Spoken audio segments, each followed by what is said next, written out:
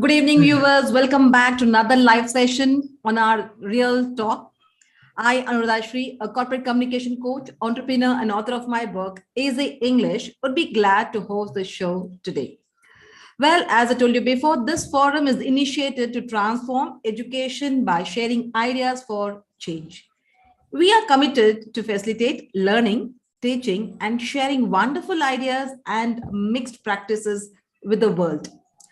The Real Talk show is also to bring educational leaders from around the globe.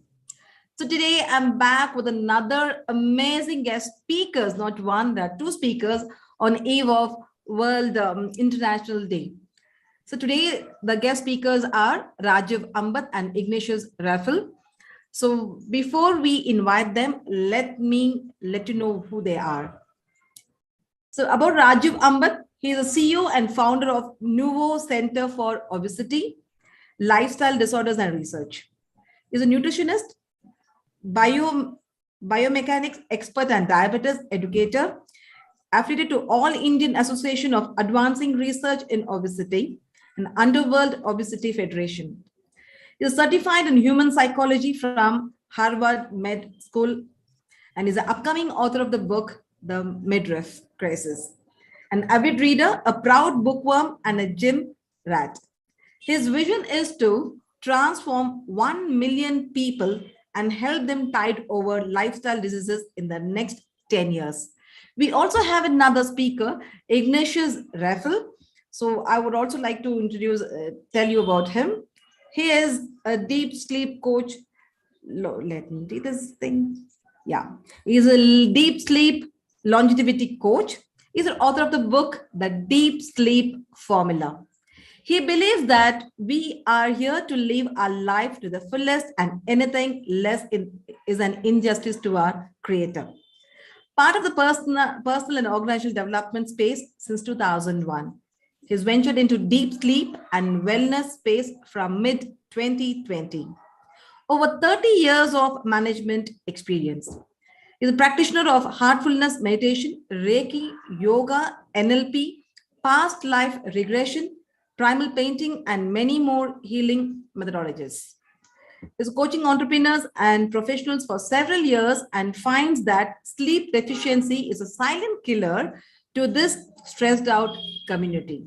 And his mission is to help over 10 million people to regain their well-being and happiness to lead a long, healthy life without disease or medicines. So it's time to invite them. So let's welcome Mr. Rajiv Ambat and Ignatius Raffel. So welcome, sir. Hey, good evening. Good evening. Very happy so to Ignatius, see you I'll here. call you Iggy. That's more easier. Okay, thank you. Well, I think Rajiv will be joining later. So in the meanwhile, let's have you. Hi, Rajiv. Welcome. Hi, Rajiv. Hi. Thank you. Thank you for having us. Yeah, it's a pleasure. So as it's being International World Health Day, so we would like to see the topic. Yeah, the topic what you're going to discuss is about learn how to improve your health and reverse your age. Yeah, age is very important. And another one, so Iggy sir is going to speak about deep sleep. That's going to reverse your age. And here Rajiv Ambat is going to speak about the lifestyle disease reversal coach, right? You can do it. Okay, thank you. Thank you so much. So do I start first, Rajiv, or are you on first? You go on, Iggy. Yeah. Okay, thank you, Rajiv. Okay, so because I need to go to sleep earlier as a deep sleep coach, I think I should finish first. So we have to walk our talk. And that really would help to understand. Iggy sir, I believe your video is off. Okay, all right. You can still hear me, I hope. Yeah. Something which is, yeah. Done. All right. So it looks like my computer wants to go to sleep first. All right. So why I started was because a friend of mine who's less than 40 passed away 2 years back, and they couldn't find any reason. 2 weeks later, through a common friend, I found that this guy hardly I mean, he used to sleep around 11 or 12 or 1, depending on his work, and wake up early to go for a marathon run. So, and he's been doing it consistently. Right from school, he's been a topper. So, silently, he's been stealing a few hours of sleep daily over the years, and suddenly, sleep has taken away his life. And this is not just one person, this is my friend. But we've had similar cases, high profile cases, which we've read of, where very fit people, marathoners, and somebody who takes care of their health suddenly pops it. Because this is a pillar of health and longevity, sleep. Along with exercise and nutrition, it forms three pillars, and we also say that breath and energy. So, together, five pillars are there for our health and longevity. And when you have health and you're able to live long, you can produce more, you can become more wealthy. There is so much open to you because life has so much to offer, but it's very short, right? And if you're working all the time and stealing sleep hours, before you are ready to enjoy life, you're no more. And that's not a good place to be in. And which is why I became a deep sleep coach, because that's foundational. There's no point teaching somebody to scale their business. I was a business coach before that. But if they're not alive, what is the point of teaching somebody to scale up their business? They first need to learn to survive and then thrive. And sleep plays a pivotal role in that. Yes, over to you, Anuradha. Any questions you have on this? I'd be happy to Let answer. us see what's contribution about Rajiv. Rajiv, go ahead. Yeah. Yes. Hi, everyone. Good evening. Wishing you a healthy and a happy World Health Day. No, wealth. When we talk about health, health is wealth. The word that keeps my mind, word is wealth. But that I think that is the most important wealth as far as a person is concerned, because as Iggy was saying, we are all in the mad rush behind making money, and we keep the health of the back burner. And I sadly see this. I'm not saying this to kind of scare you or scare people around who are watching this, but this is a reality, right? We are in a rat race. That part is that you win or lose, you're still a rat, right? In the process of running this race, are you taking care of your health? And taking care of your health is not just for yourself. For me, I'm taking care of my health not just for myself, but I'm taking care of my health also for my kids, also for my wife, also for my family, right? So, and that's the importance of taking care. And taking care of the health is not rocket science. But let me also tell you, it kind of, there's so much of information overload. It's like looking for a needle in a haystack. Everybody has a definition of what is healthy and what is not. And that often makes it more difficult, right? I'll just take one example. People immediately think about fitness and working out and exercising and having a six-pack ab body for a man or an hourglass figure for a woman as a definition of health. I mean, there is nothing wrong in wanting that. I personally would want a very nice, muscular, looking good, sexy, toned body. I need it. But I also want to mention it here that that is not equivalent to being healthy. A fit body can take you to being healthy, but it is no guarantee that you'll be healthy. We have seen umpteen number of examples in the last few years, seemingly fit and physically fit people succumbing to cardiovascular diseases, right? So health is not just about higher muscle mass, low body fat. It is also about many bodily vitals such as blood sugar levels, blood pressure, the cholesterol levels, renal function, so on and so forth, right? And it requires eating healthy, not skipping carbohydrates or eating a ton load of protein. That's not the definition of eating healthy. Being balanced, being sensible. And it also requires being active, physically active, doing exercises. And the third one is obviously what Iggy talks about, which is giving yourself adequate amount of rest and recovery and sleep to your body, thereby also managing stress. These three things will largely cover the idea of becoming healthy and fit. You just need to apply a little bit of common sense and have some patience. It's taken care. So that's something that I wanted to say on the World Health Day. Thank you. Thank you for wonderful sharing. I have a question for both of you. Now, we all know that we have to take care of health. Due to work pressure, we are not able to get committed. So how do you get people on this? on this platform, like to get committed or to have the consistency. People expect result over a night, over a month, or whatever. So how do you think that this can work out? They say, no, I work for 6 months, but no change. What's the point of sleeping? When I have so much of pressure, how can I sleep? Even they don't have a year. Iki sir says a deep sleep is a deep sleep coach. When there is full of stress, how do you think people can sleep peacefully, or at the time what you say? Okay, you're asking me, Anuradha? Both of you have put the question. Okay. One is like consistency. Raju will answer for that because Right. I know I just called up Raju and said, no, today I have to do my gym and Kim. He told me that. Can you come? He said, no, I'll be, but still he made up on point. So how do you get, because people expect results very soon. And when you come to sleep, due to pressure, they're not able to sleep. So what can you tell them? Okay, that's for me, I think. Now It's that for you've you. asked about sleep. Okay. Yeah. All right. So it'll be good if you can just tell our name so that we know who's to answer Yeah, this, because Iggy, I'm sir. sure he can speak about my topic and I can speak about his topic a bit. So since we work closely together, so it's possible to answer. That's the reason I Okay, called both of you today. fair enough. So in terms of sleep, I mean, because one is busy, one wants to, achieve things. And so how do we get them to sleep at the right time? That's a question you have, right? So what we call FOMO, fear of missing out. See, there's so much happening around us, and we feel that we should show up more and more in places where we believe that it will give us results, that we we prioritize those over sleep. Okay, so it's basic about priorities.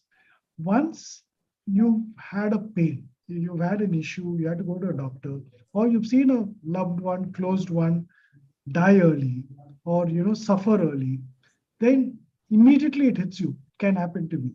That's when people really wake up mainly. But otherwise, by just listening to us or by seeing information around it, they don't think it is important. It won't affect them. It's like people going without wearing a helmet on two-wheelers. Accident doesn't happen to them. It happens to other people. Other people get hurt. I will not get hurt, right? So that's why I don't wear a helmet and I go on the road. So there are different, you cannot change everybody. But those who are interested in having health, that is, and to live longer and enjoy their material gains, they will come for this program. Because there's no point earning money if you cannot be alive to enjoy it. Exactly. And a lot of people actually lose the race there. They won the race, the corporate world, but they lost the race in terms of living to enjoy the benefits of their victories.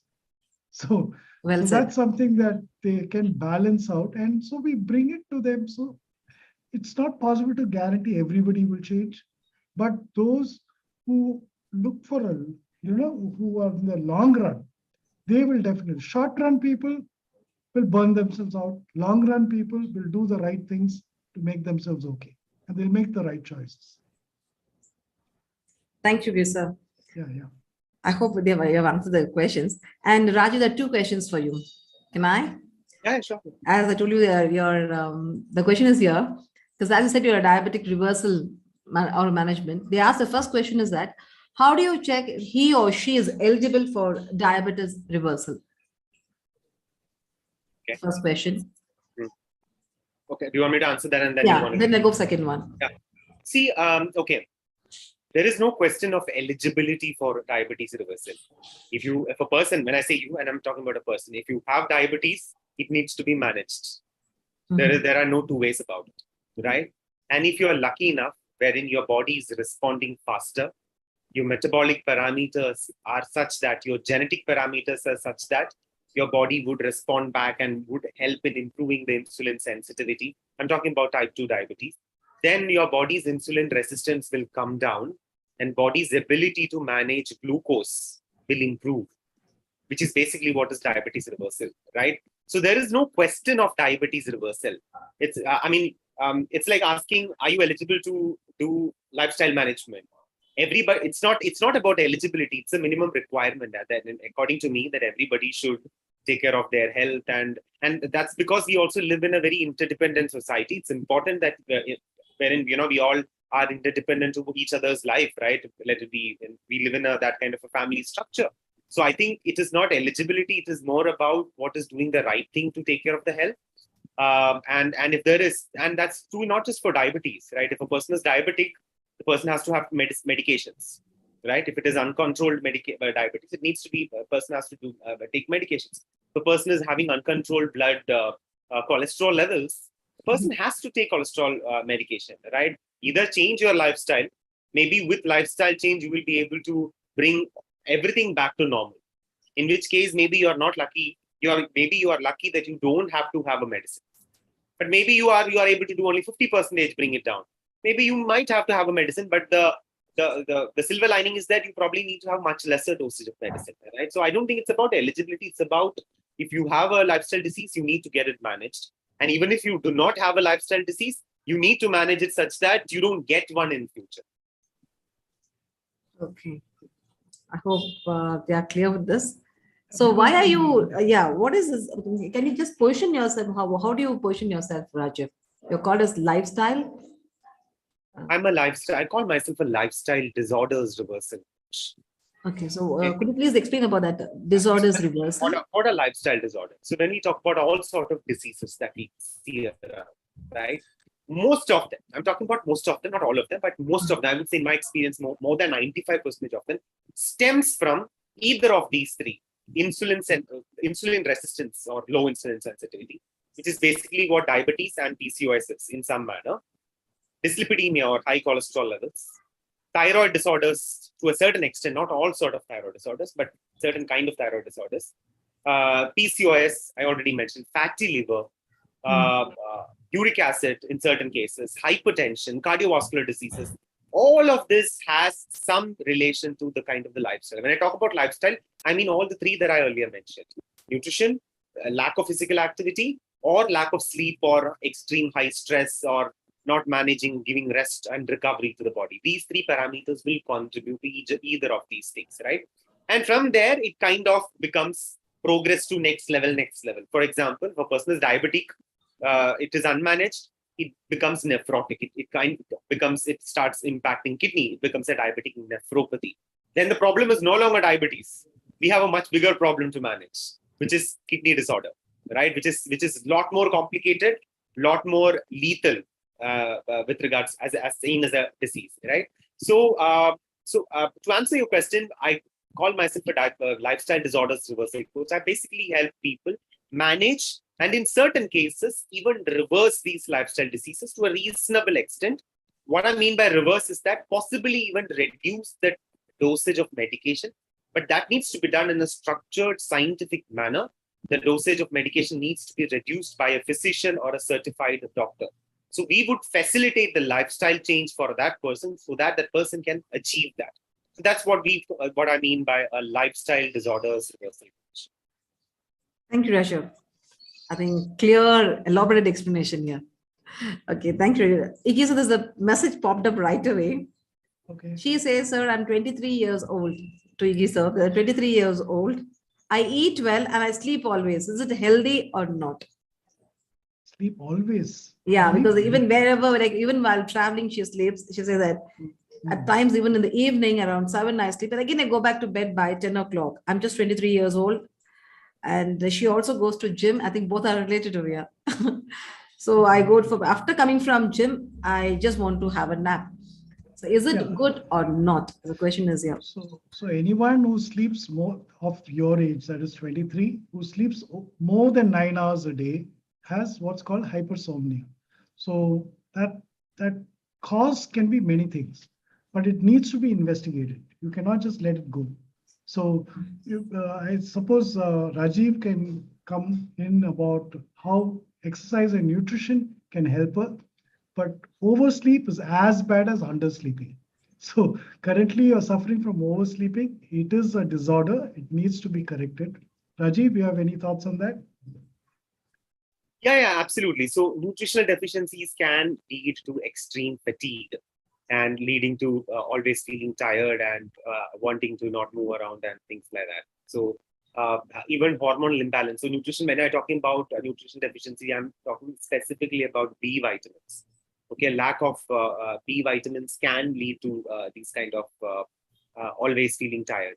Vitamin D for Delhi, the sun vitamin, that is deficiency of that. And we Indians, I would say, more than 85% of the Indians were just about sufficient or insufficient with regards to vitamin D. So that will also lead to severe fatigue. And certain cases such as hypothyroidism, which is basically the thyroid gland being underactive, the TSH levels will be higher. That can also lead to extreme fatigue and tiredness. So multiple reasons, even B12 deficiency can, one of the common reason, and B12 deficiency is always seen with vitamin D deficiency as well. So that can also lead to these kind of always feeling sleepy and tired and wanting to take rest and things like that. So if it is, probably it might be a good idea to get a complete blood panel report and probably get also an opinion of a physician in such a case. Okay, Apart so from the nutritional balances. Yeah. So you ask her to consult a doctor then? Yeah, Rajiv, I have a question here for you. Suppose she doesn't want to consult a doctor. I mean, since I'm not able to see her. That's so the next what I'd like to know is it possible for you to examine what she's eating and determine whether there's a shortfall in any of these vitamins and minerals you spoke about, or does she need to do some blood work to get a definitive answer to what she's suffering from? No, I think we need to do a blood work. Why? Because we might feel that, see, multiple reasons here, multiple reasons. Let's take, for example, vitamin D. Okay. I have seen people who actually go out in the sun, still vitamin D deficient. Okay. I've seen people who actually don't step out in the sun, vitamin D deficient. Yeah, that's common sense again, right? We will relate that. So, so there comes to a question, why is vitamin D deficient in spite of going out in the sun, right? So there is a metabolic pathway behind it. I'm just giving you one example as to why I'm by taking vitamin D as an example. So when sunlight falls on the skin, the cholesterol below the skin gets converted into a particular form, which is actually an inactive form of vitamin D. It's not an active form yet. That has to go through two hydroxylation process, one at the liver and then at the kidney, and then it becomes an active form of vitamin D, right? If any of these hydroxylation process, either at the liver or at the kidney, doesn't happen, because it is also mediated by hormones and many other things. For some reason, it might be that metabolic process is broken, or that organ is damaged, or if that, for example, it might be liver, fatty liver or fibrotic liver, or it might be some sort of a kidney disorder. You know, that vitamin D creation, the active form of vitamin D creation will not happen, right? So so I might say, okay, well, the person is stepping out, right? But that is not always converted into active form of vitamin D. This is true for every single sort of micronutrient, let it be vitamin B or multiple things, because vitamin B, even when we eat, it needs to be absorbed. Vitamin B12 has to be absorbed. For it to be absorbed into the body, there are certain enzymes called intrinsic factor, which has to work on that, right? And this intrinsic factor enzyme will be very low for people who have the acidity medication, the proton pump inhibitor, the bisoprolols of the world. That's called the proton pump inhibitor. So if somebody is having that medication, vitamin B12 absorption might be lesser. So it becomes very complicated. I'm not getting to that exact medical part of it. So just by understanding what they eat, we cannot conclusively understand. It's always better to take a blood panel. And obviously, as a lifestyle expert who is into medical fitness, who combines fitness part of it, which is about workouts and everything, nutrition and everything, combine that with medical understanding, to some reasonable extent, we can make out. But certain things which requires diagnosis, scan, things like that, would require a hospital setup or that kind of a clinical setup or a doctor's understanding to diagnose. And it's basically more definitive and cut short the time. I mean, there's no ambiguity, basically. Absolutely. Okay, Absolutely. got it. Okay, thank you, Rajiv. Okay, Thank next you. question. Thank you, Raju, sir. Yeah. The one last question. It's for Rajiv, I think. Which should I do first, cardio or weights for fat loss? Okay, so why not yoga? He My doesn't want to do goodness, yoga. why cardio and weights? Why not Because yoga? he's going to gym. So he says Doesn't matter. he'll do it. I just came back from gym. You know that, Anu, right? And it's my leg day today. I did leg day, and I did 4 workouts. I did a squat, I did a deadlift, I did a leg extension, I did a Belgium split squat, I did some lunges. After that, I did some stretches I did some Padahastasana, I did some Halasana. Okay, some basic stretches for this thing. So my point is that, and I can do it in gym also, right? There is nothing stopping it. So anyways, that's different. My point is that when we kind of look at exercises, primarily I would divide exercises into 3 parts: cardiovascular exercises, running, swimming, cycling, Zumba, dancing, everything. Weight training, which is lifting weights and doing all sort of homework, such as, grinding on a stone, making dosa batter on that old stone grinder, all that, right? These are all resistance training. Taking water from the well, all these are resistance training. Third one is yoga. Each 3 has its importance, and it's wrong to say one is better than the other. Okay, you need to do all 3 of them in a normal scenario, but apply common sense when it comes to medical conditions. If a person is having piles or has done an inguinal hernia or a umbilical hernia, do not go and take a deadlift, or do not do a squat, or do not do an abdominal core driven exercises, right? If a person is having rheumatoid arthritis or an uric acid related issue, gout, don't start running straight away. If a person is having IVDP, an intervertebral disc prolapse with a pain radiating to one of the leg, don't do crunches, right? So exercises needs to be done depending upon the physical conditions of the body, right? So I would say do all the 3 sort of exercises if there are none of these physical conditions. Now, coming to, if you want to do both in a day, which is the best one to do? Do maybe 4 to 5 days of cardio as a warm-up to begin with. Go lift weights. And if you want to do an extensive cardio workout for, say, 20 minutes or more, or 30 minutes or more, keep it at the end. Don't do that before lifting weights, because these are 2 types of exercise. One is aerobic, other one is anaerobic. Weight training is anaerobic. You need explosive energy, right? Whereas running, you need continuous long-term endurance-driven energy, right? So it would be better if you keep the second part, the cardio, after the weight training. You will be able to perform better. There is nothing wrong, but you will be able to perform better when it comes to exercise. That's just being smart. And otherwise, mix up all sort of exercises. Don't kind of turn a blind eye towards one. Yeah. Variety is the spice of life. Yes, Absolutely. right. That's true. I think we had a wonderful session. I mean, lots of information. I think the question keeps on popping up. There are 3 more questions. But anyway, I don't want to take lots of your time. And Igisa is, it's a time for him to sleep now. I don't want to disturb you. And what I could say, viewers, I think you had a wonderful information from both of our guest speakers, Rajiv and Igisa. So with that, I would like to thank all the viewers, and particularly our special guest speakers today, Rajiv and Igisa, for the information what they've shared. And if you have more questions, please mention the comment box, and they would be answering you all questions very soon. So in the meantime, would you like to give any piece of advice, one quick line to the viewers as a deep close and lifestyle disorders coach? Okay. One line with nails to the viewers. Yeah. Okay. One line. Don't steal hours from your sleep on a regular basis, because sleep will steal years from your life very soon.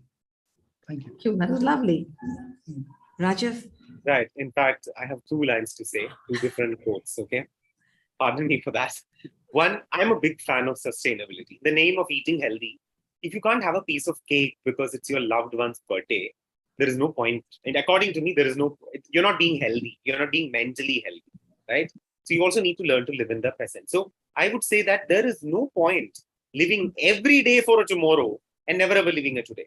Be sustainable, be flexible with regards to, so that, you are not in a you're not in a sprint, 100-meter sprint. You are on a marathon. So you need to do it, take it slow and steady, and enjoy the process. Second thing that I want to say is that all good things in life takes time. All good things in life takes time. Improving health, becoming fit, looking sexy, reversing age is not any different. You just need common sense and patience. It will happen. And I hope it happens to each and every single viewer of this particular session. Thanks a ton for having both of us here, Anu, and it's lovely talking to you. Sure. Thank you. Thank you so much. A pleasure. So viewers, as I told you, please post your questions, whatever. I think questions are popping up in WhatsApp, but it's time to wind up now. And in the meanwhile, I would like to inform you that the live show is on every Monday and Thursday at 9:15 on Facebook and YouTube. So thank you everybody else for listening and watching. We'll be back with another amazing, interesting speaker next week, probably on Monday. So until then, bye-bye. Stay tuned.